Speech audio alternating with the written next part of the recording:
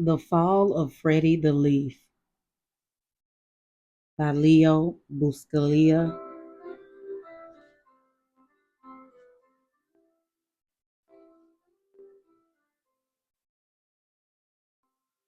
dedicated to all children who ever suffered a permanent loss and to the grown-ups who could not find a way to explain it.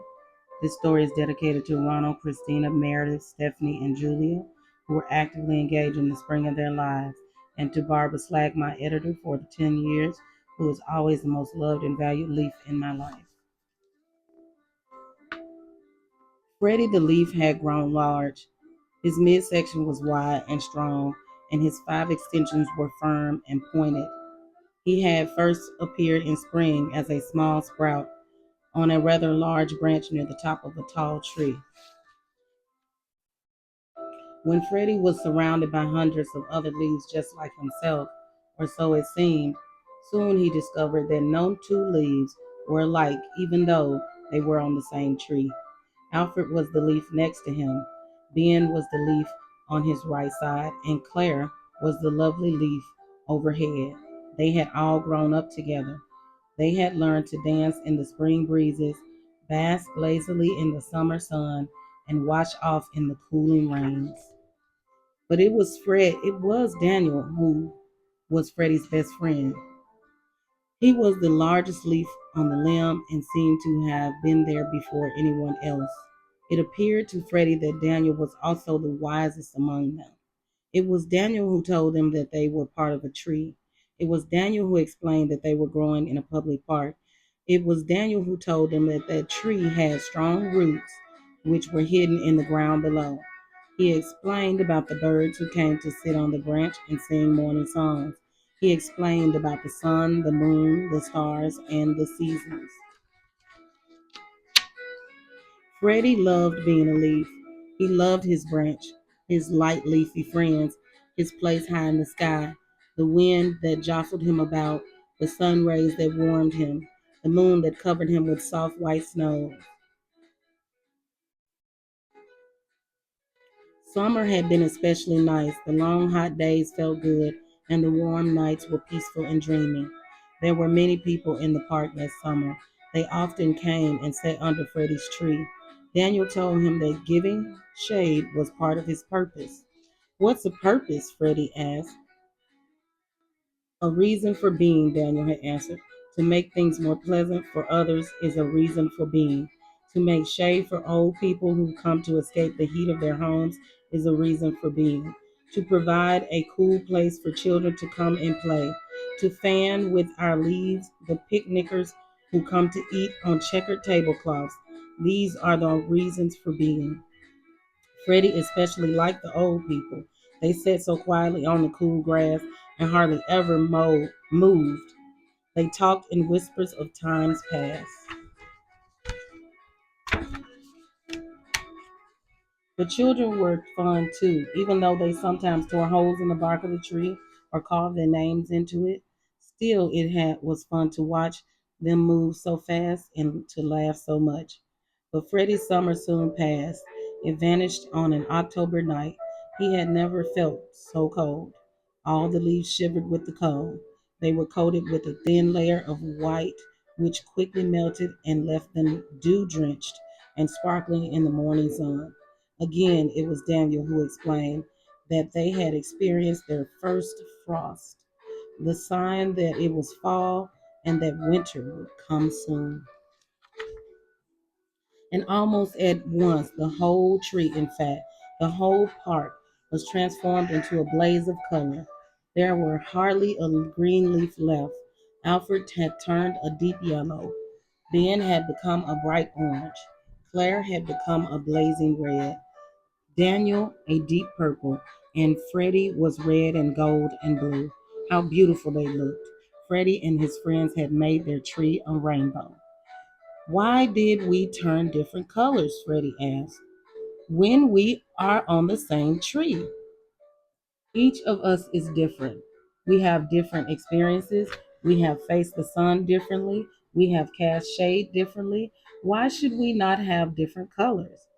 Daniel said matter of factly. Daniel told Freddy that this wonderful season was called fall. One day, a very strange thing happened. The same breezes in the past had made them dance began to push and pull at their stems, almost as if they were angry. This caused some of their leaves to be torn from their branches and swept up in the wind, tossed about, and dropped softly to the ground. All the leaves became frightened. What happened? They asked. What's happening? They asked each other in whispers. It's what happens in fall, Daniel told them. It's time for leaves to change their home. Some people call it to die.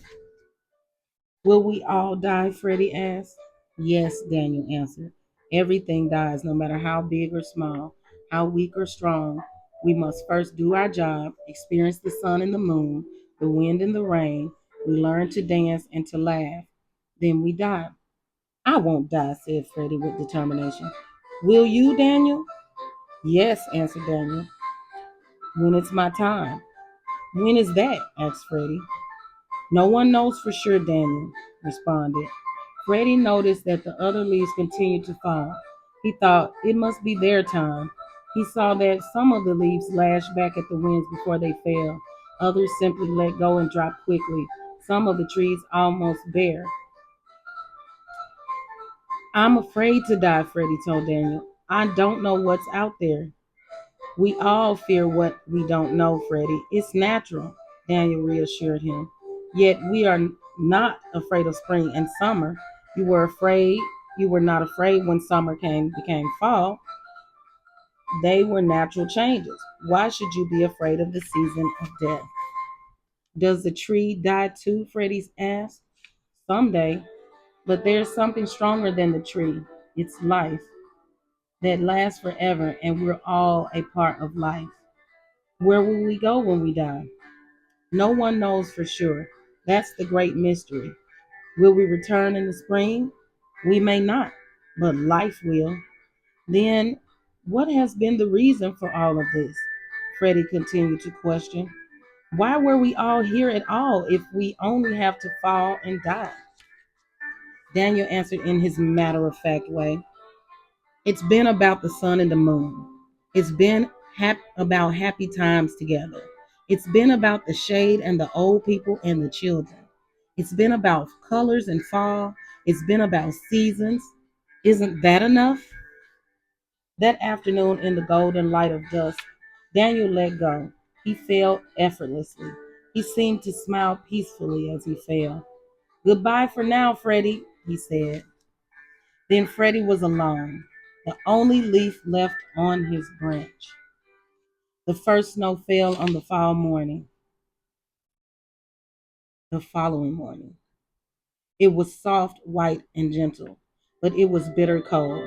There was hardly any sun that day, and the day was very short.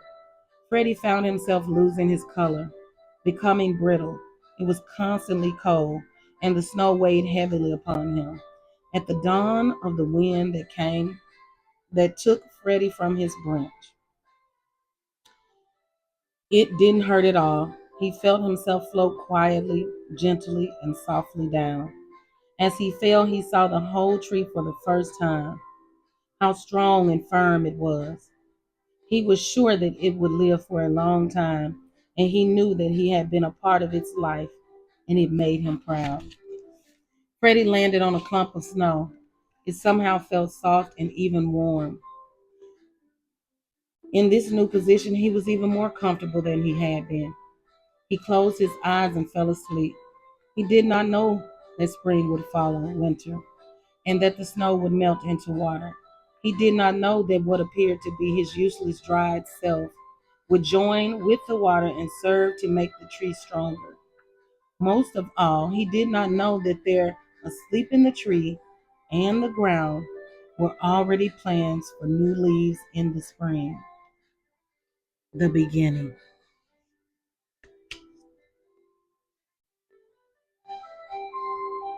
So, postscript, the book says Leo Buscaglia approached life with joy and enthusiasm. He pursued a path of perpetual learning that took him to places of wonder, excitement, and enlightenment.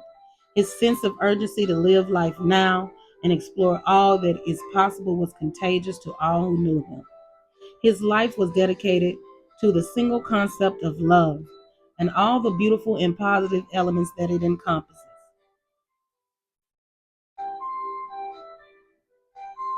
A note was found on his typewriter after his passing.